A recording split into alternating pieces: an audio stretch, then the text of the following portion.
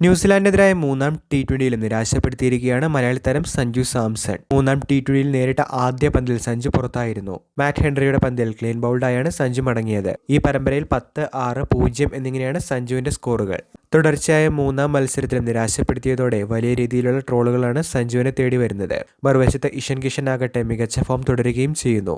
രണ്ടാം ടി20യിൽ വെടിക്കെട്ട് 50 നേടിയ ഇഷൻ മൂന്നാം ടി20യിലും മിന്നൽ പ്രകടനങ്ങൾ തുടർന്നിരുന്നു.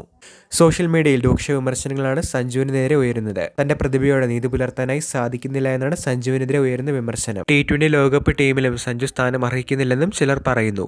അതിനിടയിൽ അടുത്ത മത്സരം മുതൽ പരിക്കേറ്റ വിശ്രമത്തിലായിരുന്ന തിലക് വർമ്മ തിരിച്ചെത്തുമെന്നുള്ള റിപ്പോർട്ടുകൾ ഉണ്ടായിരുന്നു. ടോപ്പ് ഓർഡറിൽ കൺസിസ്റ്റന്റായി മികച്ച റൺ റേറ്റിൽ ടോട്ടൽ മുന്നോട്ട് കൊണ്ടുപോകുന്ന തിലകിനെ ഏതായാലും പുറത്തിരുത്താനുള്ള സാധ്യതകളില്ലാത്തതിനാൽ തന്നെ ബാക്കപ്പ് ഓപ്പണറായി ടീമിലെടുത്താണെങ്കിലും ഇഷനെ ഓപ്പണറാക്കി സഞ്ജുവിനെ പുറത്തിരുത്താൻ സാധ്യത കണ്ടിരുന്നു.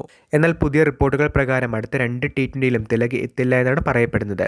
പരിക്ക് പൂർണ്ണമായും മാറാത്ത സാഹചര്യത്തിൽ ലോകകപ്പ് മുന്നിൽ കണ്ടുകൊണ്ട് താരത്തെ അനാവശ്യ സമ്മർദ്ദത്തിലാക്കേണ്ട എന്നാണ് BCCIയുടെയും ടീം മാനേജ്മെന്റിന്റെയും തീരുമാനം. ഫെബ്രുവരി 3-നായിരിക്കും തിലക് മുംബൈയിൽ ലോകകപ്പ് ടീമിനൊപ്പം ചേരുക എന്നും ഈ റിപ്പോർട്ടിൽ സൂചിപ്പിക്കുന്നുണ്ട്. അതുകൊണ്ട് തന്നെ ബാക്കിയുള്ള 2 മത്സരങ്ങൾ ഒരുപക്ഷെ സഞ്ജു സാംസനെ സംബന്ധിച്ച് അവസാന അവസരങ്ങളായി തന്നെ മാറുമെന്നാണ് റിപ്പോർട്ടുകളിൽ പറയുന്നത്. അദ്ദേഹത്തിന് ഫോം വീണ്ടെടുക്കാനും ടി20 ലോകകപ്പിലെ പ്ലേയിങ് 11 സ്ഥാനം ഉറപ്പിക്കാനും വരുന്ന 2 മത്സരങ്ങളും അതിനിർണായകമായി തന്നെ മാറും.